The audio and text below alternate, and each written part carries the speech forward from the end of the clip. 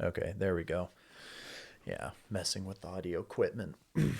That's like there's a I don't know if you've ever seen this movie, but there's a movie called Babylon, Babylon. No, and doesn't ring a it's bell. people didn't really like it because there were aspects in it that have already been done by quite a bit of other films, I guess, but I liked it. It's What like one of like what those. era is this in? Is it Um, like so it's a 1930s. Like it's the oh transition from silent film to like oh sound wow, and color picture it's films. pretty old.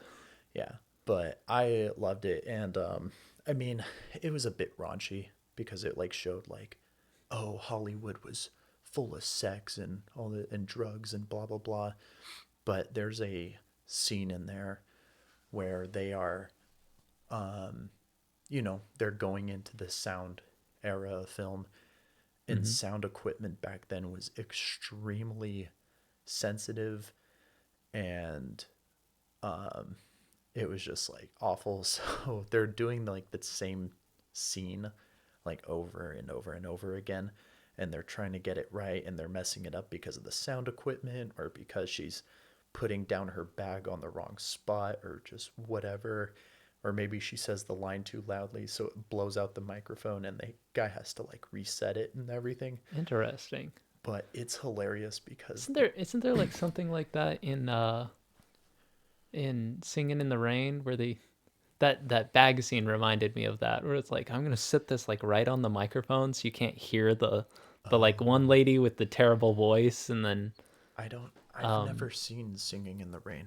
oh really Mm-mm. I because it's kind of those ones too where it's like a meta movie where it's Mm, like a kind of a movie about making movies. It's a musical about making musicals kind of and gotcha. yeah, so it kind of sounds a little bit like that where it's like oh we're Yeah. transitioning to film so it's kind of exactly it's a meta movie, it's a movie about a movie. Yeah. No, that's what it is. It's surrounding Hollywood like during that time, and like it's showing people like where they're doing like the big war films, like people are actually getting hurt, like actually impaled by the prop spears and everything, and it's like, "Oh my gosh." But yeah, it has Margot Robbie, Brad Pitt, like I don't know, a few others I probably am not thinking of. Oh, and then Tobey Maguire has a cameo in it, and This is 1930s. What? it's the no, so the movie is Oh, around it's that in like time. it's in That's that when it's time period. set. Yeah, Okay, then it's definitely a meta movie. yeah, I was thinking I was like, dang, this is like one of the first films ever made, and I never heard about it. And like, no, it's got to be like a 5 minute clip or something, you know? Oh, yeah, no, no, it's an actual like movie. yeah, Movie, it's more. or like kind of similar to Once Upon a Time in Hollywood, Okay, another one of my favorite movies. But okay. yeah, I'm surprised though that you haven't seen Singing in the Rain. I know. Yeah, So- there's a few of them I still need to see. Um, I just recently watched Godfather. oh, I actually still haven't seen that one. So Yeah, no, yeah. it took me a long time to like actually finally sit down and watch it, and I mean, people are gonna hate me, but it's okay. It's not bad. It's not. Okay, interesting. Yeah. It's very much a slow burn film. There's some good scenes, but yeah, it's just kind of showing the entire family's like kind of personal life behind the mob scene, but as well as the Interesting. mob business stuff. And It's kind of weird because like as I've gotten older, like I used to really like the show Malcolm in the Middle. oh yeah. Yeah, like I thought it was Mhm. hilarious and stuff. Now that I've gotten older, I'm like, man, these people are so dysfunctional. Like watching this stresses me out. Well, that's like Bryan Cranston. He was talking about that, and he's like, you can't let the people you can't let the people think that you think it's funny. He's all like, it's Hmm. happening to you. You're not in on the joke. And so it's like I think selling like that dysfunctional is like kind of what sold some of the comedy. Yeah. It's like, but yeah, he like, and so yeah, when he said that, and like when I watch Malcolm in the Middle now, I'm like, oh my gosh, he's right. Like, yeah, that's him. Like, he knows what's going on. He knows what's in the script, but you feel like it's happening to that character. You don't feel like the character's in on the joke, you know? Yeah. And that's like, that's what I love about it. He's, yeah, it's funny. Yeah, interesting. Yeah, because like nowadays, yeah, I can barely watch the show because I'm just like, I get stressed out by watching it, where I'm just like, man, these people are so dysfunctional. Like it just like irritates me. Hmm. It's the same reason like why I can't watch The Office. Like I think I've Yeah. mentioned that to you before, where I'm like, man, just watching these people, it just reminds me of like every like bad work situation where somebody was actually like that. And I'm just like, it just brings up these memories that I'm like, I'd rather forget, you know? Oh my gosh. That I mean, that being said, there's some golden moments in there. There always is, but like you can always depend on TikTok to cut them out, you know, like Yeah. these are the funny bits without those stressful and like awkward. There's a lot of awkward moments that you're just like, oh, ugh. Yeah. No, they, especially, like, I'd say, especially in the first two seasons. Yeah. It's like, it is, like, it's cringe worthy, like, it's cringe without the fun. Because, like, later it gets kind of like cringy, but still a little fun. Where, like, you're cringing at Michael Scott versus, like, cringing with him in a weird way. Where you're Yeah. like, because, like, the first two seasons, you're like, oh my gosh, like, I can't, like, it would just be so uncomfortable to be in that room, you know, and you feel like you are in that room. Yeah. And, but, like, I don't know. For me personally, once it gets to like season three, season four, like, that's when I enjoy The Office. Because it's because, yeah, Michael Scott is being an ass, but it's still funny in a weird way. Like, um, I don't know. I of course can't think of any examples off the top of my head because it's such like a large show, but Yeah. yeah, the first few scenes where he's where he's making fun of what's her name? Kelly. And he's like, Oh yeah, and yeah. he's all like doing his like terrible Indian impression. Would you like a cookie? And then like, yeah, she slaps him, and it's like, that's like the cringe without the fun, Uh because you're like, oh, it's like that would just be so uncomfortable to be in that room. But then later it gets like, it's like, oh, he's like, everyone's like being funny and it's happening to them, but I don't feel like I'm in it with them. yeah. And so, Yeah, I don't know. I guess it does kind of do that. I didn't keep watching it. I yeah. drift in like So, my siblings yeah. would be watching it and I'd see parts of it and then I'd be like, all right, I'm not interested, and I'd kind of drift out. Hmm. So it's hard for me to say on that, but like I know there's some good scenes in there, some Yeah. real funny stuff, and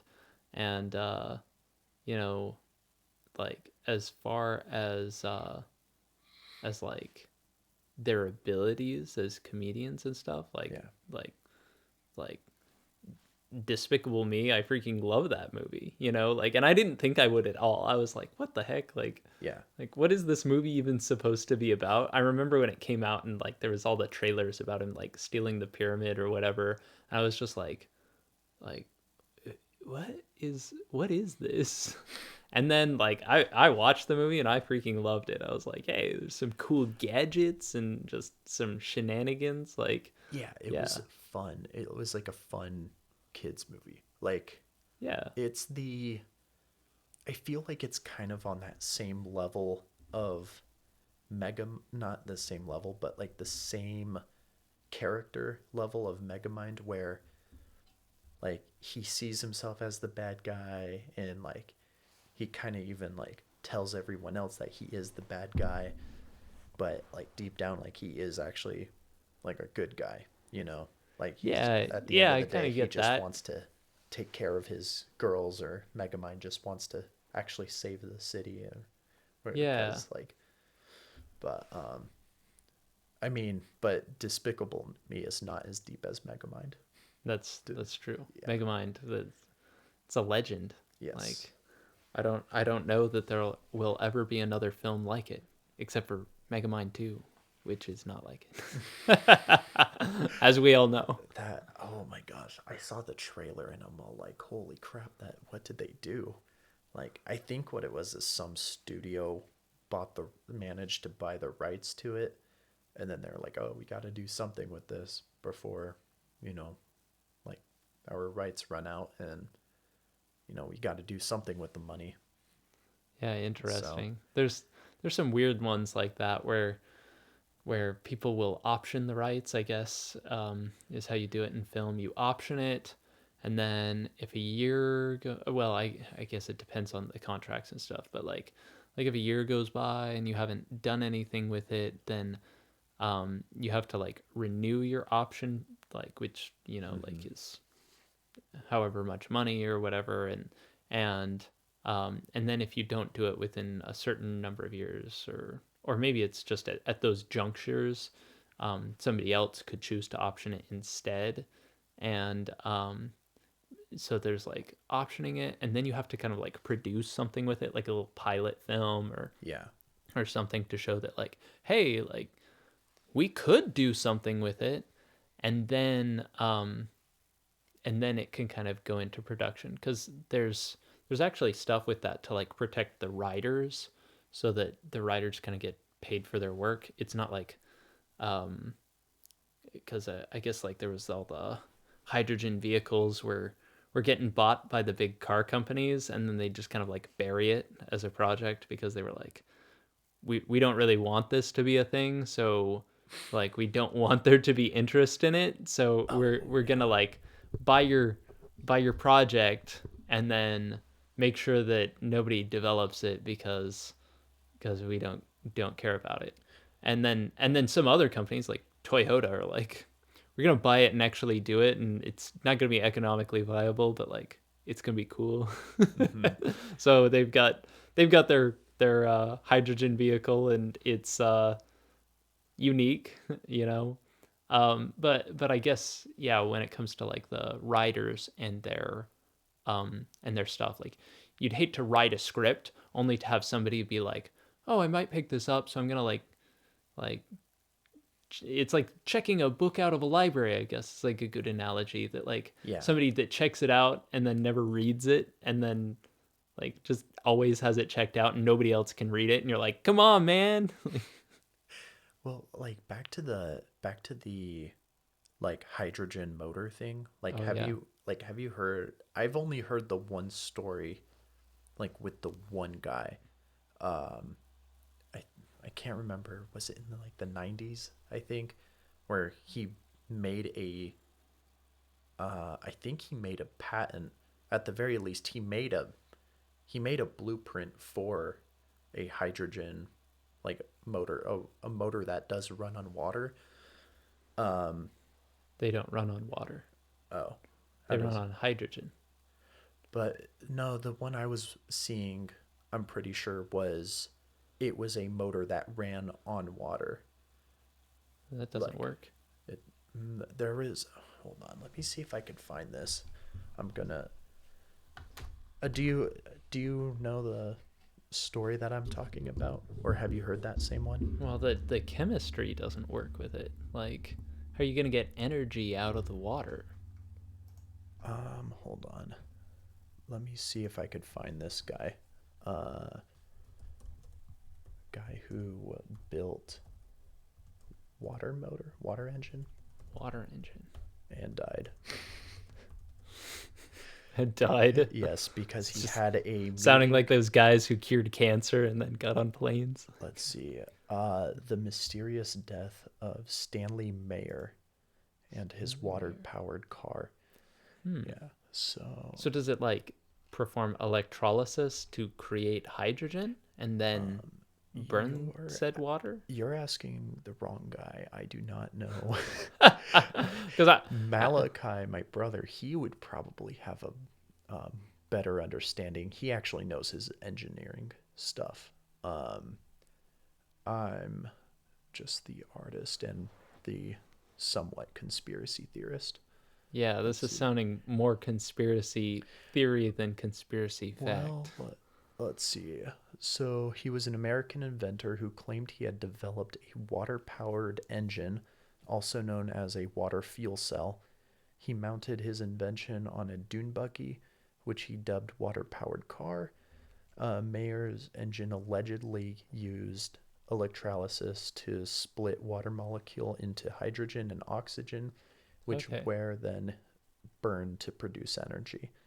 And then the death, Meyer died on March 21st, 1998, after allegedly exclaiming, "They poisoned me," as he collapsed outside a restaurant in Grove City, Ohio. The official cause of death was attributed to a brain aneurysm, likely related to his long standing hypertension. Uh, and then let's see. The investigation and controversy of this is that the investigation into Meyer's death was closed by the police with no evidence of poisoning found. However, some of Meyer's supporters have contributed to speculate about his death, suggesting that he was silenced by oil companies or government agencies due to his revolutionary invention. Um, and just the surface level of research that I've done into this, that's kind of where I stand, because the restaurant that he stumbled out of was with an investor.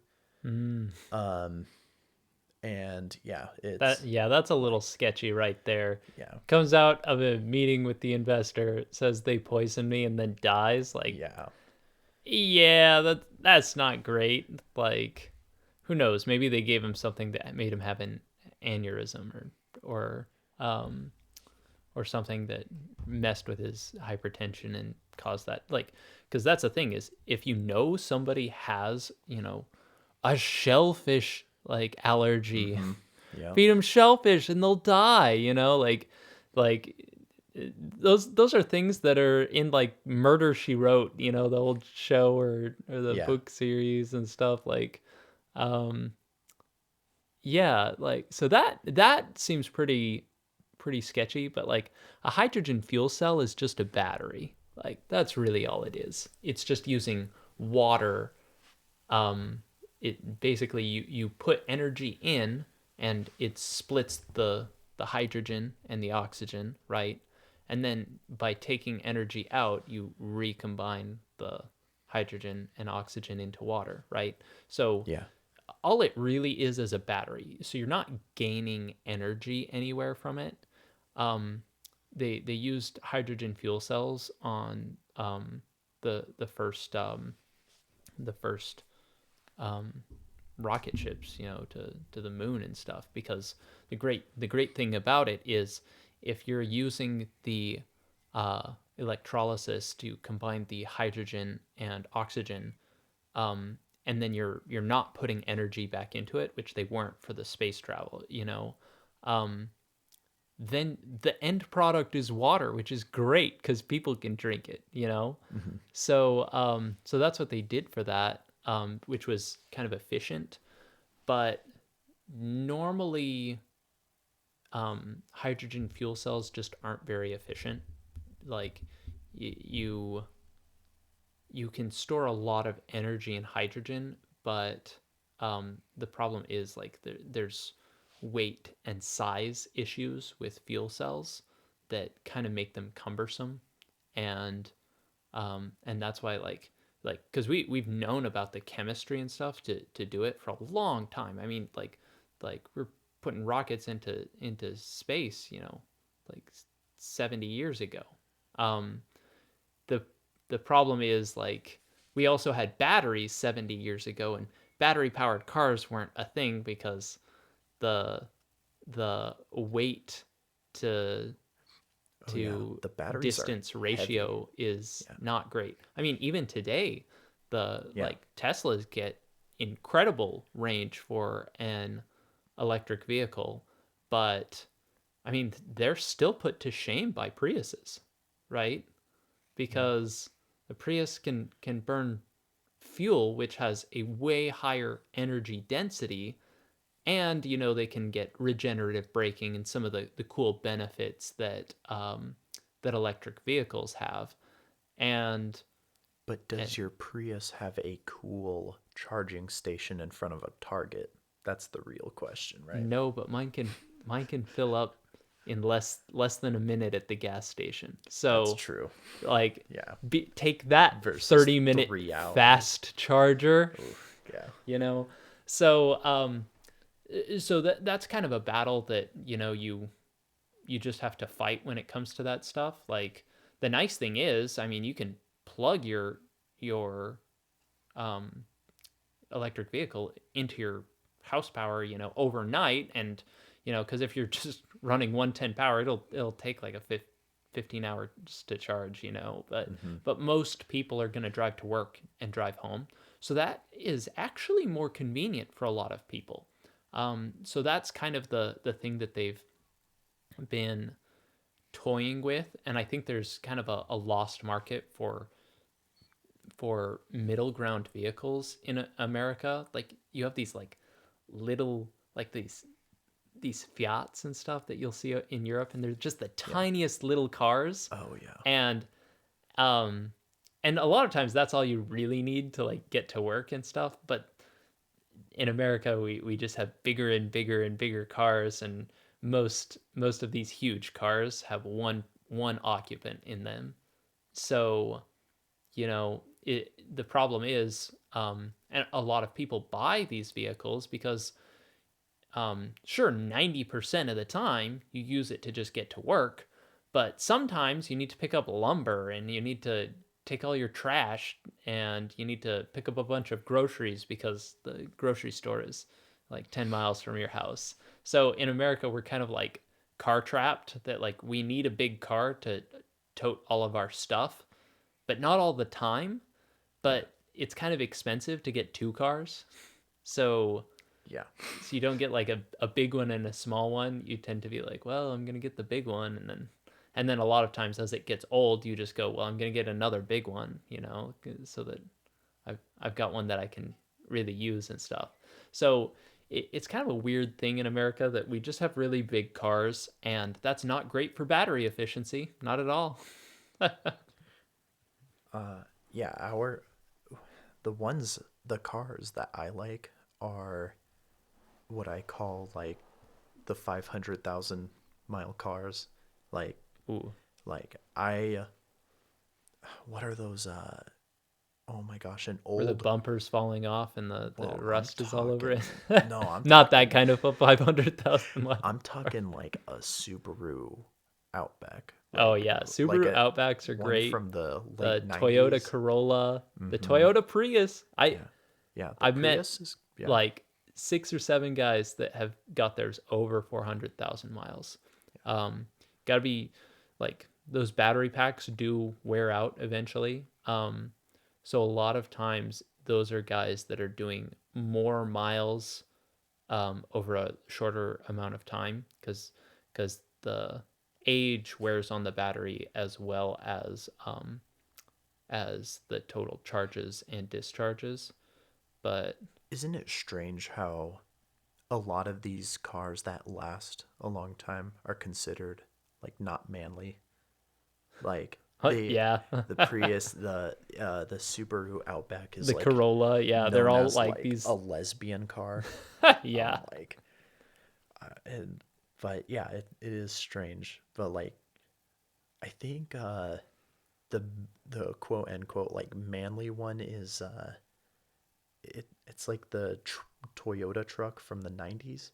oh, That the those are freaking gold. unofficial You can't the you can't unofficial find truck of war. those. Everybody Yeah. loves those. Yeah. Oh man. The unofficial truck of war. That's what Yeah. it's called. I freaking love that thing, man. It's Because they're so reliable. Holy mackerel. they're they're indestructible. They can roll and go back on the road like nothing. It's incredible. Yeah, those are great. My brother had one, and he kind of regrets selling it because it's just such a cute, cool little car. Like, and Yeah. that's the things. They're trucks, but they're actually like pretty small for Oh trucks. yeah. Um, but yeah, they just keep running and running and running, and like you can't beat that. Dude, Toyota has just consistently brought out bangers. Yeah, it's they call it the Toyota way, right? Mhm. Which is like cool fun fact is that the uh, Toyota company was originally a um, loom like company, so that they make textiles and Oh, and yeah, so that's how they originally started out, and I can't remember all the details. Basically, they later changed their name to Toyota because then you can fit like all the letters into the symbol. Like yeah. if you look at the Toyota symbol, they all fit in there. So there's that, and then I guess That's cool. Toyota means like rice bowl. I don't know because that's like Gohan, but like I don't know. Yeah. I don't know the exact translation of it, but like it was also kind of like a marketing thing where it's like Toyota doesn't sound as cool as Toyota, so they changed that. But one of the um, original owners of the company came to America to observe the production facilities here for how they were producing vehicles here. Hmm. And he actually learned a ton of really good techniques and brought them back to Japan. But Oh, what kind of makes them different is they practice kaizen, or like just like jujitsu kaisen, right? Where they kill off the weakest workers, and so that only oh, only gojos live. They're just kidding. Are you you the hate. Toyota Corolla because you're the best, You or take the are three you the best because slowest. you're the Toyota Corolla? You take the three slowest workers at the end of the week and you hang them out in front of the factory. No, what they actually did was um, they, they actually took people out of the factory. You're right, but Oh, not that kind of taking them out, oh, right? hmm. They they would take them out of like the assembly lines and stuff, the primarily the managers, and they would have them watch the other employees and see where kind of sticking points were, like where are things getting backed up, um, where do snags occur, where do we see like lost time, and um, counterintuitively, they would have these like little like levers next to each station so that anybody could stop like the whole process, Oh, right? So they're manufacturing a car, and if there's some sort of issue, like anybody could pull the lever and it would stop the whole freaking assembly line, right? And they hmm. would do that, and then everybody would kind of like dogpile on this issue to like figure out what it is. Like, hey, we're making the doors, and they do not line up onto the body of the vehicle. Um, and I mean, it kind of makes sense in retrospect. You don't want to keep producing a product that's bad. Yeah. So like if they're not fitting on the vehicle, you stop the whole freaking production line and you figure out what's causing them to be bent in the wrong shape and you fix it. And then you resume production and then you find out that the holes are being stamped in the wrong location. So you stop it again and you fix that. And anyway, kaizen means like continuous improvement. So they would kind of do that, and then they brought those managers out to observe where these like sticking points were, where things were getting backed up. Like, hey, maybe we need two guys doing this, and maybe we need some better equipment so that like this one guy has to lift this thing up and it's super freaking heavy. Like maybe if we like installed like a little bungee cord crane thing to make it to where it's like nice and like to where it's easy for him to lift the door up onto the right spot, it helps him get the bolts lined up a lot faster, right? So they did these little things that would contribute to making the process better. And as the process got better, you also are able to eliminate more of the defects, right? And that was I'm guess I'm getting kind of all over the place, but because it's really the two things is that anybody can stop the process if they see a defect, and Yeah. two is that they're um, they're practicing kaizen, which is continuous improvement. Like whenever something is an issue, you try to make it less of an issue and make it better.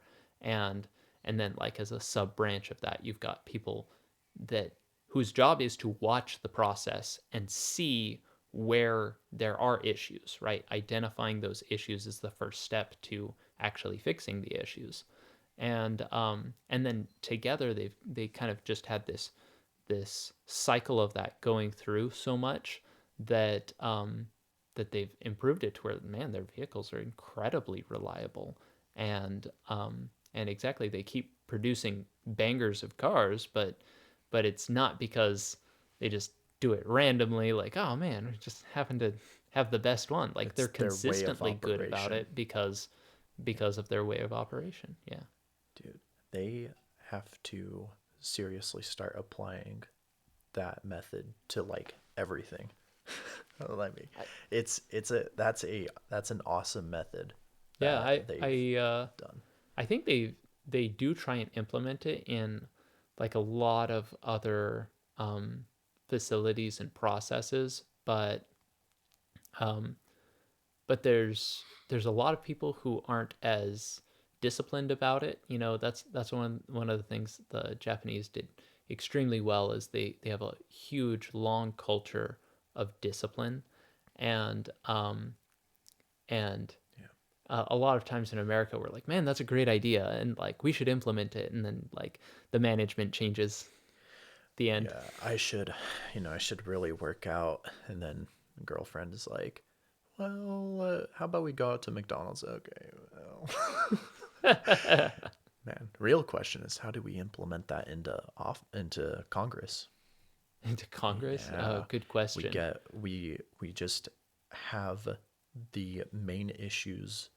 That's what we should do instead of voting. Well, first of all, what I think we should do is wipe all everybody out of office and like vote a new set of people in, and then what Oh, we I do. read a book about them doing that. And oh, what what's Yeah, the book? it's called Animal Farm. Yeah, and then we get the people who are more equal than others, or they're all the no, what is it? Yeah, we're all equal, but some are more equal than others. Yeah, And we just replace our human captors with pigs, yes, and yes. then we by the end of it, we won't be able to tell the difference. And then we get um and then what we do is we vote on what the main issues in America are. So I think we vote for like 5 to 10 because I think that's kind of all Congress can handle. And then it's a production line. We get like, let's see, how many congressmen are there? Senators. It's it's like 100, right?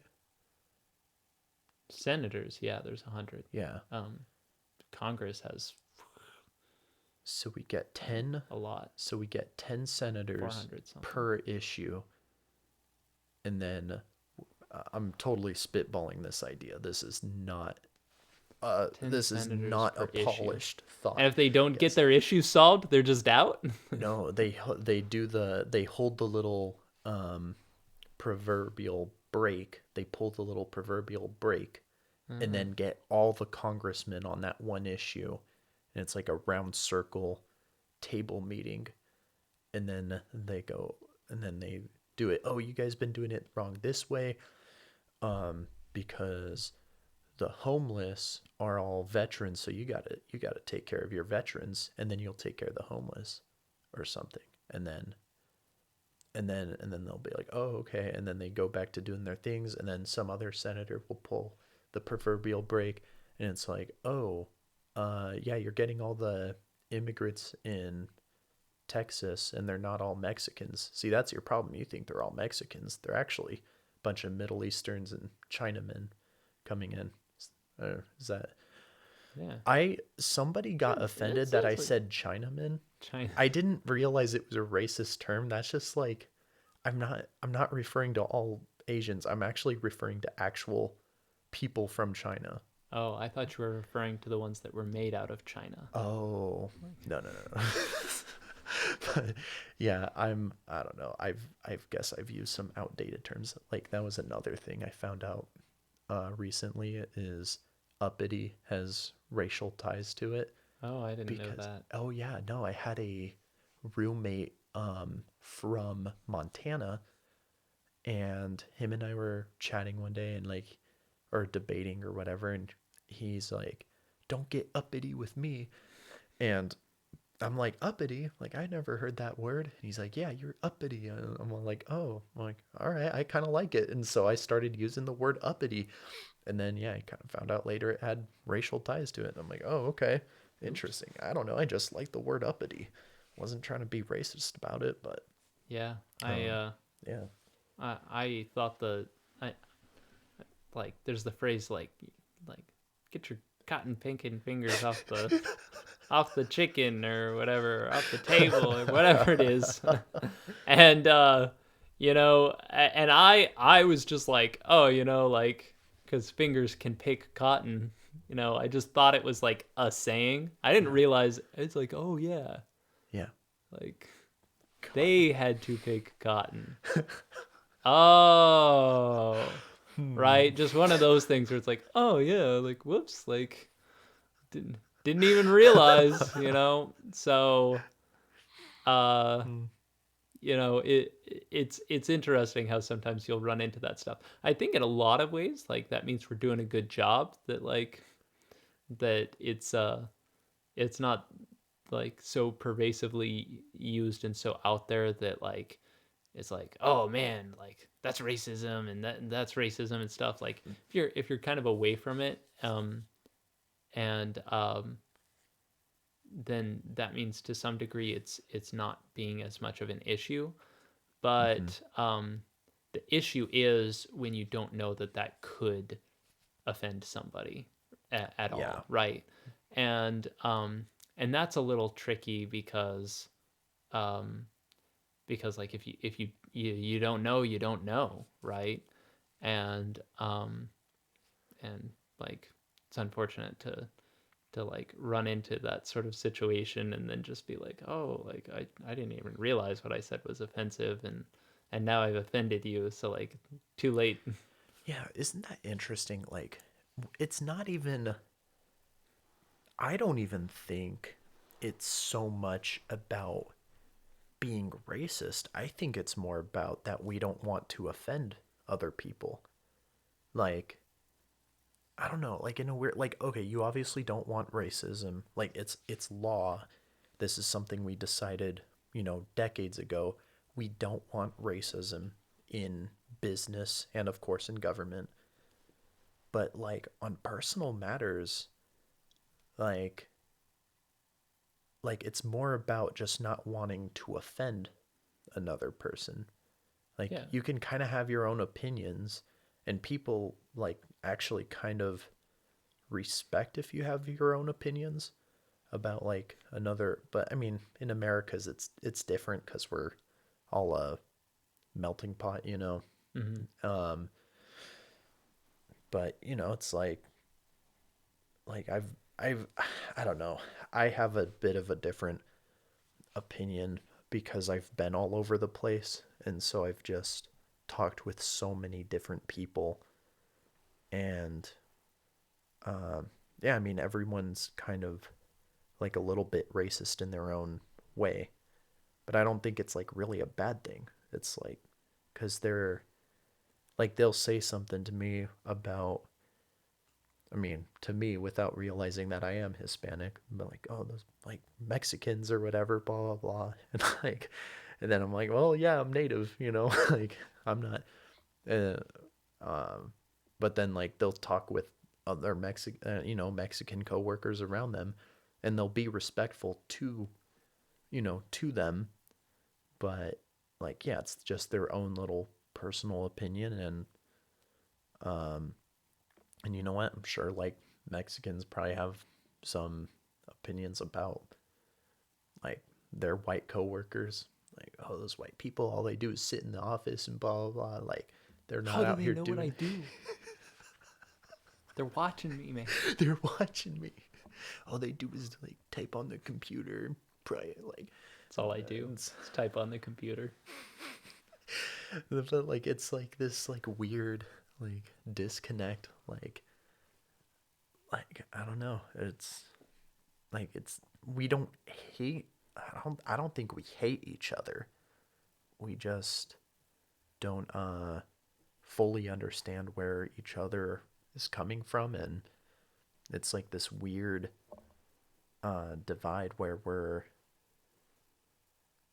like we don't want to see each other like as human. Like we want to see the people around us as a little different. Like we want there to be a differentiation. Yeah, I guess that's tribalism at Yeah, its core yeah, tribalism. is you have an in group and an out group, and you kind of can't have an in group unless you have an out group, right? And and what's interesting is you don't really see it in very very small groupings. Hmm. Um, like you'll tend to get like a person or somebody that like is real offensive, or they don't jive with the rest of the society, and that causes it causes some sort of contention, and they'll get ostracized, or kind of kicked out of the small little village. But a lot of times in the village they tend to be pretty cohesive. It's just once you start getting larger groups, like usually larger than like 200, that things start to become, oh, who's on my team and who's on like the other team, or just this nebulous like we're Is it as small as 200 where yeah that change starts to really? yeah it's something like that. I think I remember reading something on that there was like um there's some sort of study on it, and I think it was like between 2 and 500 or something like that. Fascinating. I swear maybe there was something like a multiple of 7, or maybe I'm thinking of the like within 7 people there's somebody that knows you, or Well, maybe it's that. I know within your own group, you kind of have this like mental capacity of like 100 people, Mhm. so to speak. Like I've worked, I don't know how many different 9 to 5 jobs where I get antiquated with people, and but like man, like I'm sure if some of my old coworkers like walked right in front of me and was like, "Oh, hey, Ammon, how you doing?" Probably wouldn't recognize some of them because it's like this weird, just like rotating, like group, like uh, just like circle of people that I have cataloged in my head, and yeah, it's like some of them over time just kind of get wiped away. Like, yeah, I'm always gonna have my mom and my dad and my siblings, and Mhm. they're always gonna be there, like like the people, the day-to-day people, uh, it's Yeah. like, yeah, I think it's 100 is like Yeah, kind that's of a our good point. mental capacity of it. Yeah, after a certain point they start like it gets hard to remember names, and I don't know, I guess a lot of that's the frequency too. I'd have to go back and read that study, because yeah, there's something about it that at a certain point, yeah, your brain doesn't handle it so good. Yeah. Um and what's interesting is social media is like it kind of creates these like weird networks of people like Facebook has always just kind of been this like weird thing where like you get a lot of acquaintances and then they're just like relations of relations, and it's like Yeah. somewhat distantly connected, and it's just like, oh, I'm gonna like feel obligated to like let this person follow me or whatever they call it on Facebook now. I haven't been on there in a hot minute, but yeah, like it, because I think Facebook kind of grows rather inorganically, like Hmm. because there's a lot of these people that it's like I don't even really know them, and I kind of don't even really even want to know them, like I just like, not in a bad way, it's just that like it's like Right. I'm not gonna spend any time with you, like really I don't want to see your feed. It's just kind of like this like weird social obligation of like, oh, I guess you are one of my mom's friends, so like you friended me on Facebook, so I'm going to click accept because you must have done it for a reason. Like, huh? Yeah. It's like, yeah, you're not really ever gonna have lunch with one of your mom's friends or your I have cousins. had lunch with Like, my mom's friends, so oh, like, just depends on the friend, right? She, well, that was like a weird one to me is like I had lunch with my it was like my grandma's sister-in-law grandma's sister-in-law. or like Okay. ex-sister-in-law. Like it was odd. Like and like she was nice, it was a nice lunch and stuff, but like and she's like, talking to me like, "Oh yeah, I love your artwork and stuff." And I'm Hey, that's like cool. I'm like, "I don't even like know you though." Like we've never met. It's not even like a thing like, "Oh, I remember when you were a toddler and blah blah." Like no, it's just like she was in town. She knew that I lived in Phoenix. She got my number from my grandmother and then was like, "Hey, let's have like lunch." And I'm like, "Okay." Uh, And it was like it was kind of surreal, but like, nice lady, nothing against her, but just strange, Like why did that interaction exist? I mean, I allowed it to.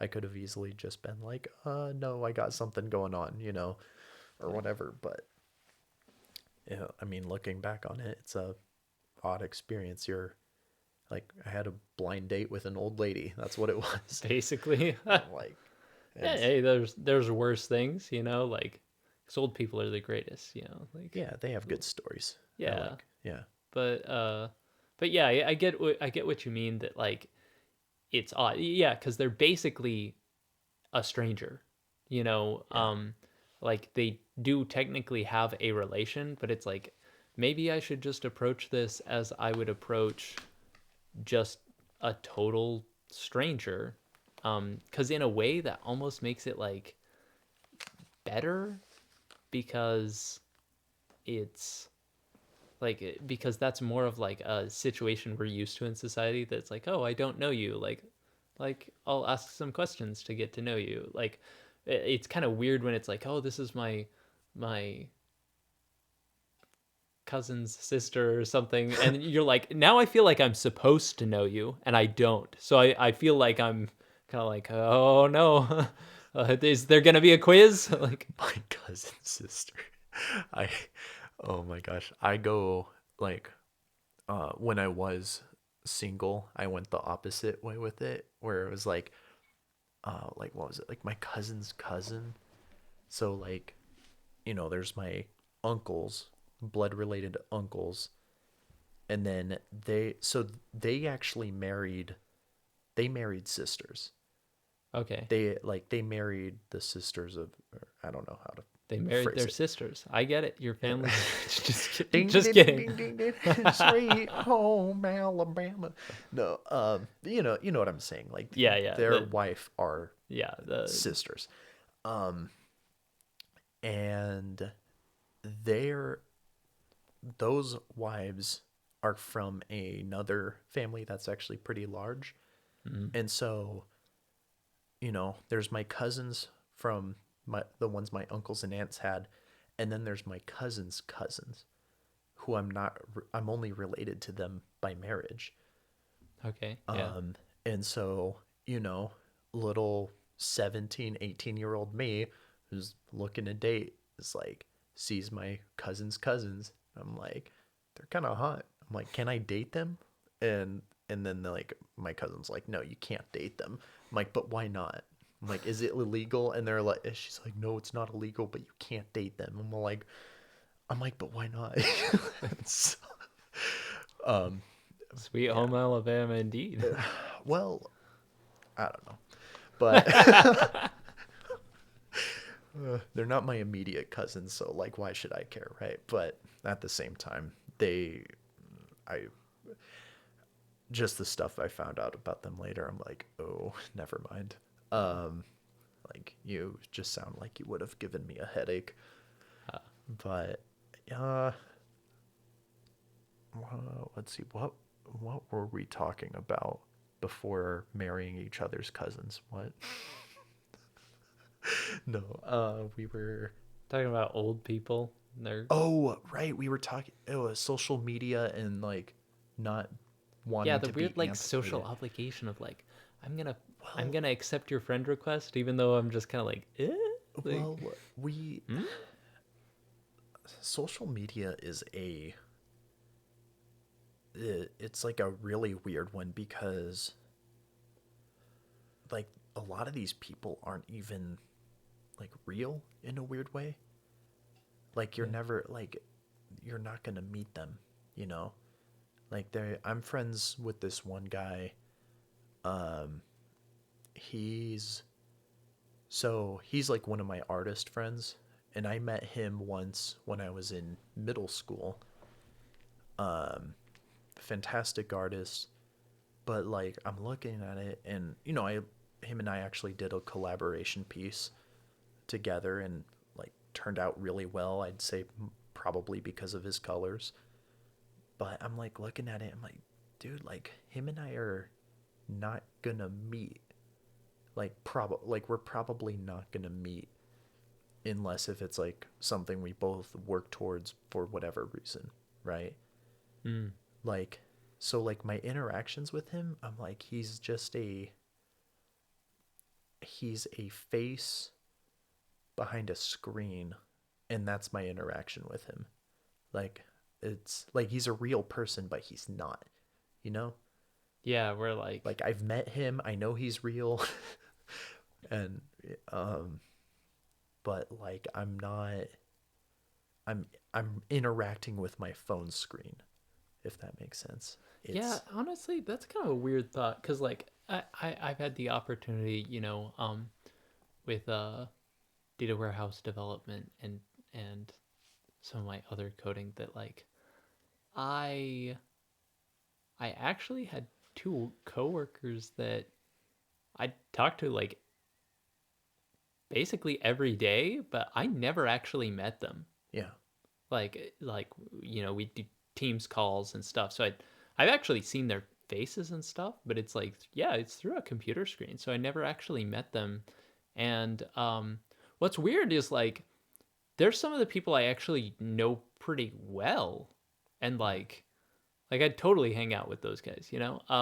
Yeah. And then on the other hand, like I've been linked with Bill Gates on LinkedIn for ages, and he still hasn't given me $1 million. Like I don't know what's Dude. going on there. Oh, you know what the trick with that is? You send a wedding invitation. Oh, jeez. Supposedly that works. You send a wedding invitation, and then they'll send you a like some sort of free gift or something, or voucher or whatever. I don't know Cool. if that still works, but supposedly, like when I was reading that like a few years ago, that was the way to do it. You send a wedding invitation or a birthday invitation or something, and Hmm. they'll like, I don't know, they'll send something. Yeah, I never really thought of that. They're I don't think it works anymore because my it's been my out there on farm the for internet for a bit. darn it. Yeah. I can tell them that I'm a Nigerian prince, right? They'll believe Oh, that. yeah. You know what's weird? Like, I don't know if it's because I'm just so good at detecting scams, but like recent, like as of the last year or so, Hmm. like I haven't come across any scams. Like, I haven't come across people like trying to scam me.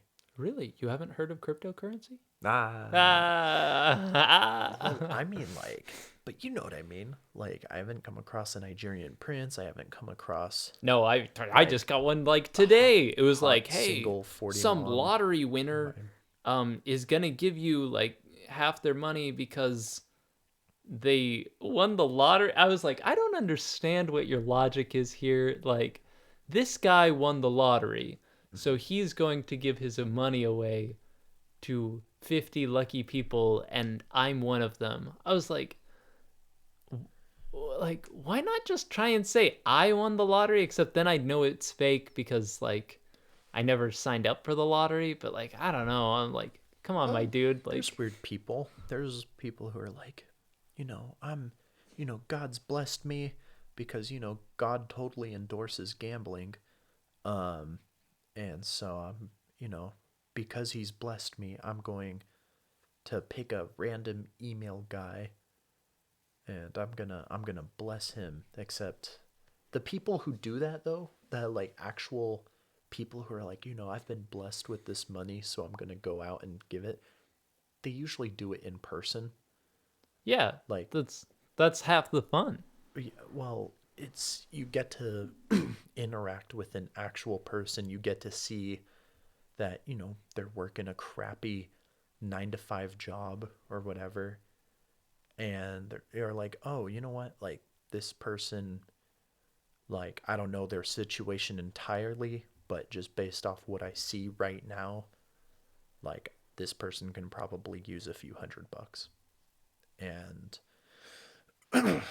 but like, yeah, I've never heard of like an actual um of an actual like email exchange where I'm just going to give you a bunch of free money. You know how long that scam has been running for? No. The like Nigerian prince one? Oh no. Dude, it's been running back since like the early 1800s. No way. I'm not joking. There are, I'd have to What? let me look it up just to see exactly, but it's been running for a long time. Somebody's writing letters to the Yes. English nobles? Yes. Oh Send my I'm word. a rich Nigerian prince. I have a bunch of gold. I'm held up in prison, and all you got to do is break me out, and I'll send you a bunch of gold your way for doing such a kind service to me. Like, Man. what? Like, yeah, yeah, way back then. Let's see, but let me get the exact date here. As the Nigerian prince scam uh been running.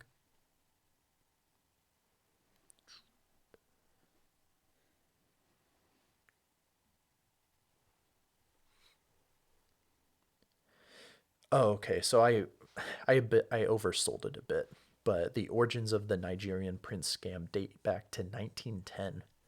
1910, that's still Yeah, pretty it's old. still old. Yeah, when it went by another name, the Spanish prisoner swindle. Ah, And yeah, the victims would receive a message as a letter in the mail rather than over the internet, but the same basic structure between both scams remain the same. man. He's a rich Spanish guy, and you're traveling on the Titanic or something, or no, I don't know. Yeah. Like, Rich Spanish guy. yeah, You're you're in jail, yes, but you have lots of gold money. hidden somewhere. Mm-hmm. And your fiance has married the guy you don't like and has a kid that's Henry Cavill, Oh, and Henry Cavill. Where does that come from? oh, it's the Count of Monte Cristo. You I've, Oh, I haven't. Yeah, I haven't seen oh, it. what? You Mm-mm. haven't seen it? I know. Another one I need to see. Oh my gosh, At that first, I was just movie, gonna reference the book, but dude. then That I couldn't resist. Henry Cavill, dude, who's in it? he won the genetic lottery. Speaking of winning lotteries, like, dude, his hair, like Yeah, face, like, I mean, you got to work for the body, but dude has it. yeah. Um, and it's funny because it's like, oh, he must be like some gym bro or something. No, he's a gamer. He's a Warhammer 40K nerd. Nice. Like just great dude.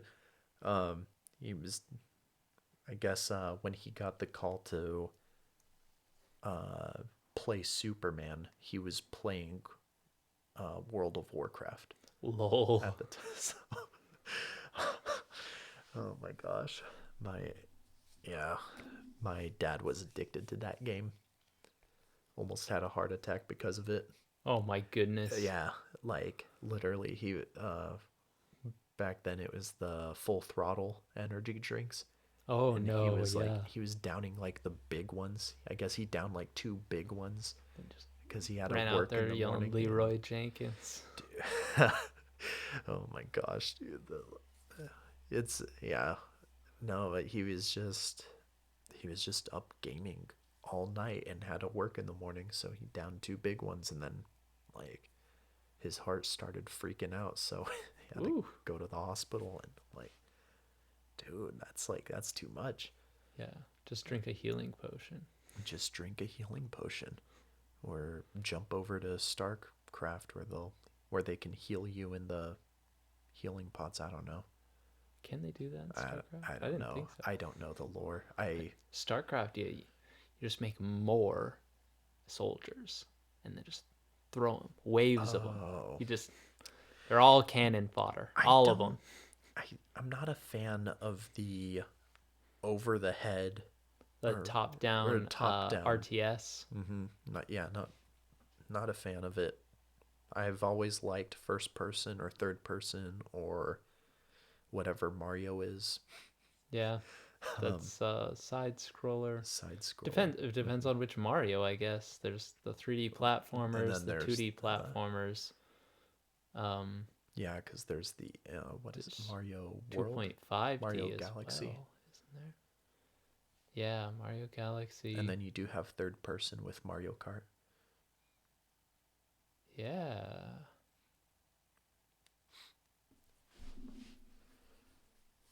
There's not really a first person one Mm-mm, no. because you can look in first person in the 3D Marios, but just for looking, you can't actually navigate like that unless you're using the modified Dolphin emulator that can let you do 3D VR Oh my inside of gosh. your Wii games. That is really cool. Like somebody had some fun making that. Probably not. I've done enough coding to know that that Mm. wasn't fun 90% of the time. But Oh man. There's like it's cool as all get out, yeah. and I remember hearing some stuff about that there's some people that were all like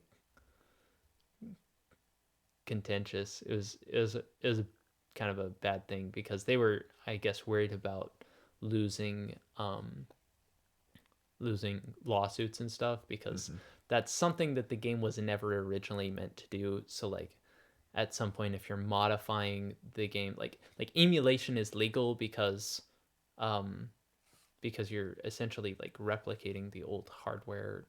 You're allowing those games to be preserved and stuff like that. Like making the game into essentially a new game that's a VR one, like, and that's basically like it's putting functionality that was never there. And for one, it's changing the game, and for two, it's um like it, it's not emulation, right? Which emulation only has a green light because it's emulation, right?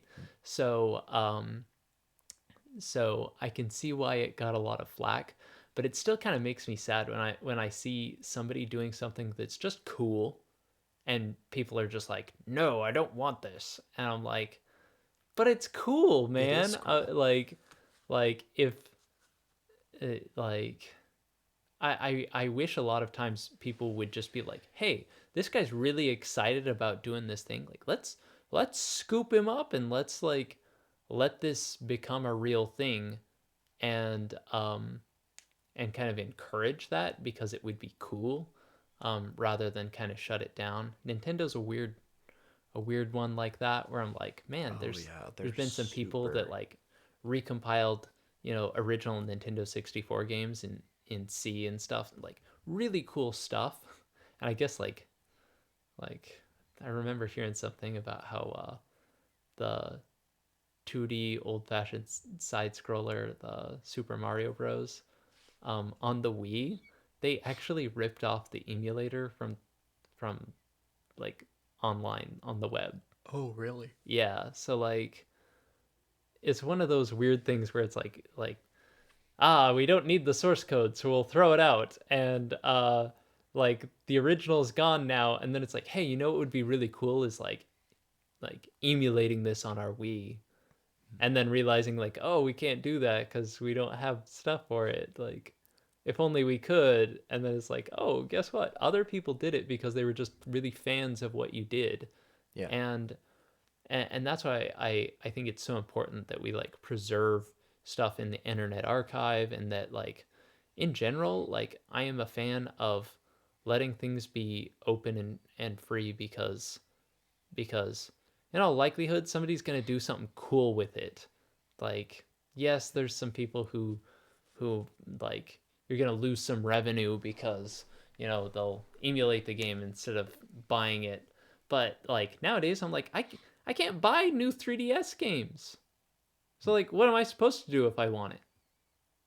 Hmm. Like What's something like cool that you would like to see? Like uh from like a I guess like from a video game standpoint. from a video game standpoint, I Yeah. want Monster Hunter 4 Ultimate on the freaking big screen. I'd love that. Bring it to the Switch. I'm waiting, Yeah. guys. Just Dang, do a I haven't. remaster of that game. I freaking loved Monster Hunter 4 Ultimate. Yeah, I haven't played it. I remember you telling me a little bit about it, and then I saw that movie that I didn't like.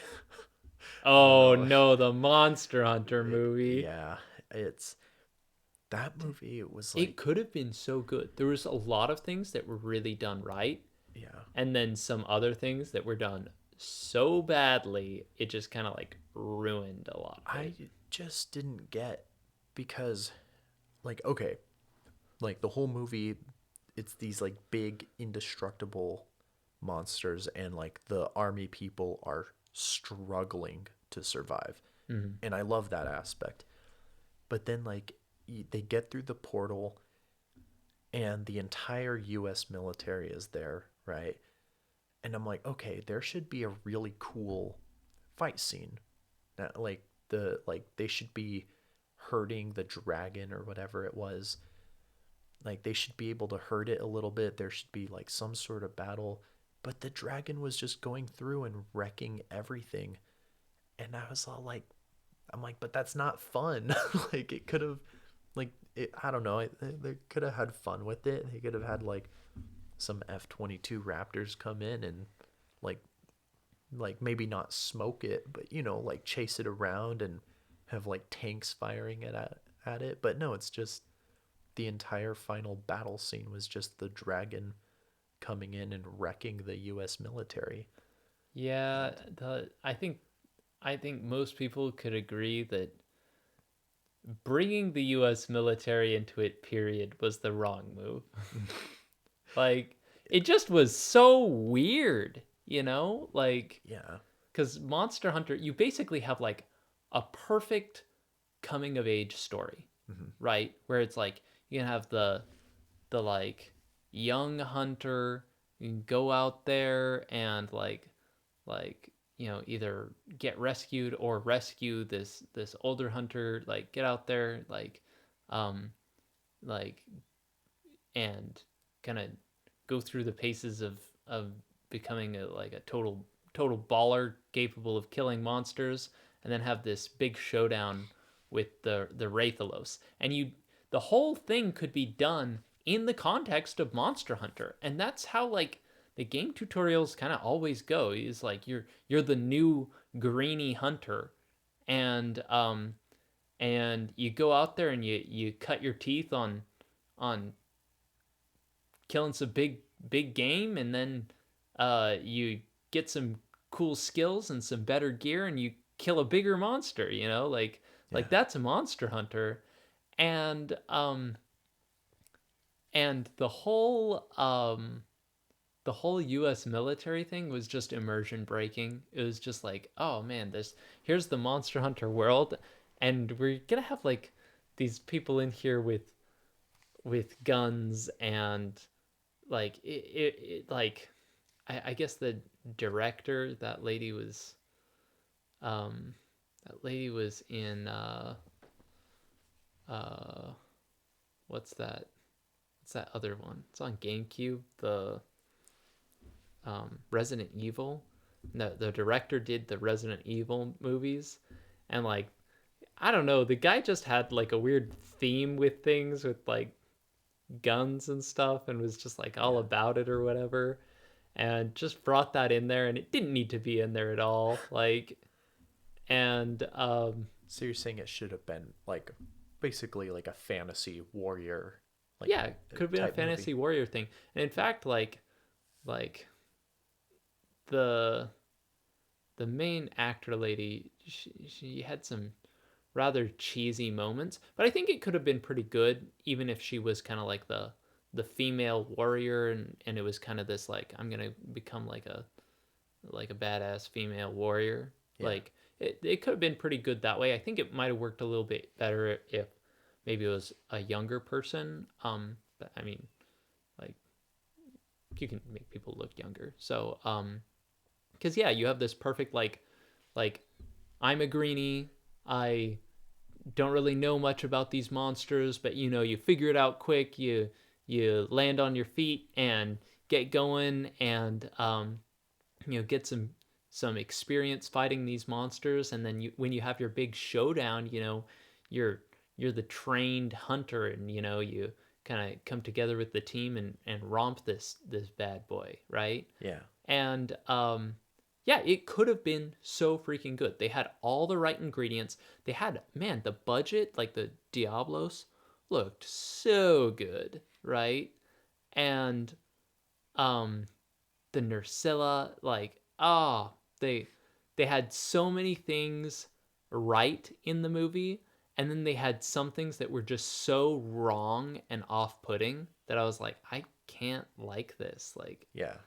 it's uh it'd be like if Dune had a portion of it where like um a bunch of like Marvel superheroes came in. You'd Yeah. just be like, what the flip? Like this Just just totally kind of take you out breaks, of and it. like, why is Thor here?